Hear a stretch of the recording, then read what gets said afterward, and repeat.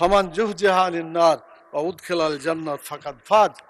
যে ব্যক্তি জাহান্নামের আগুন থেকে বাঁচতে পারলো সেই সত্যিকার সফল হবে, এবং জান্নাতে প্রবেশ করতে পারলো সেই সত্যিকার সফল হতে পারবে। মাননীয় স্পিকার, সংসদ লবিতে ঢোকার সময় আল্লাহর প্রতি পূর্ণ আস্থা এবং ঈমান, এটা দেখার পরে মনে হয় যে আল্লাহর প্রতি যদি ঈমান থাকে তাহলে তো আমাদের আইনের উৎস আল কোরআন, কোরআনের বিধান বাংলাদেশে চালু হওয়া উচিত ছিল। মাননীয় স্পিকার, শতকরা 90 জন মানুষ যারা কোরআনে বিশ্বাস করে, এই কোরআনে যে বিধানগুলো আছে 6666টি আয়াতের মধ্যে নট লেস দ্যান 1000 আয়াত belong to the positive order are not less than 1000 আয়াত belong to the negative order. 1000 আয়াত আছে যেগুলো হাবোধক আইন, 1000 আয়াত আছে যেগুলো নাবোধক নিষেধ।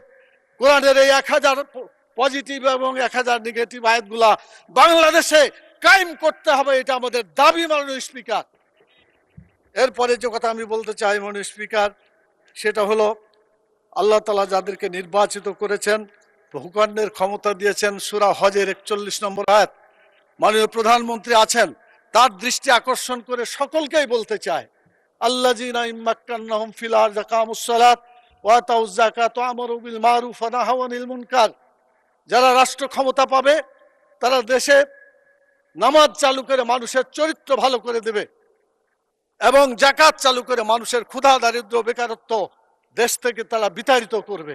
ভালো কাজ করে মানুষকে শান্তিতে থাকতে দেবে, খারাপ কাজ বন্ধ করে অশান্তির আগুন থেকে মানুষকে রক্ষা করবে।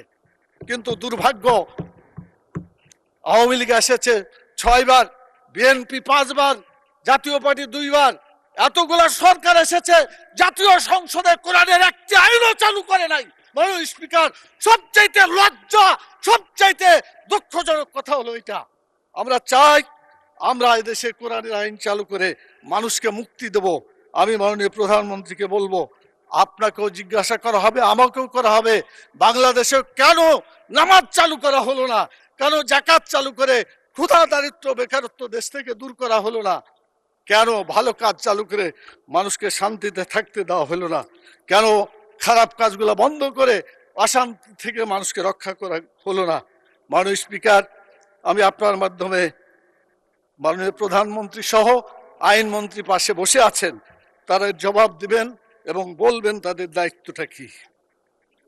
এরপরে যে কথাটা আমি বলতে চাই, মাননীয় স্পিকার, সময় কম দেওয়ার কারণে কোনটা বলি আর কোনটা বোঝা যাচ্ছে না। মাননীয় স্পিকার, আমাদের দেশের সুদ, ঘুষ, মদ, জুয়া, জেনা, ব্যভিচার, চাঁদাবাজি, টেন্ডারবাজি যারা করে এরা কোনো দলের লোক না মাননীয় স্পিকার। কিন্তু যখন বলা হয় যে এক দল চাঁদাবাজি করে পালাই গেছে, আর এক দল চাঁদাবাজি করার জন্য প্রস্তুতি নিচ্ছে, এটা বলার পরে কোনো দল যদি রিয়াকশন করে তখন তো বোঝা যায় এই চাঁদাবাজদেরকে দলের সদস্য হিসেবে মানে গ্রহণ করা হচ্ছে। আজকে সিদ্ধান্ত হোক মাননীয় স্পিকার, চাঁদাবাজ কোনো দলের সদস্য হতে পারে না। চাঁদাবাজ চাঁদাবাজি, তাদেরকে ধরতে হবে, গ্রেপ্তার করতে হবে। আজকে বিরোধী দল এই প্রস্তাব দিতে চায় যে বাংলাদেশকে চাঁদাবাজ মুক্ত করতে হবে, চাঁদাবাজ মুক্ত বাংলাদেশ আমরা দেখতে চাই। মাননীয় স্পিকার, এই পরের যে কথাটি বলতে চাই, শিক্ষকদের দায়িত্ব আমার উপর থাকার কারণে দীর্ঘদিন শিক্ষকেরা রাস্তায় আন্দোলন করেছে এমপিও ভুক্ত হওয়ার জন্য। তারা মশার কামড় খেয়ে কষ্ট করে প্রেস ক্লাবে রাত্রি কাটিয়েছে। আমি বলতে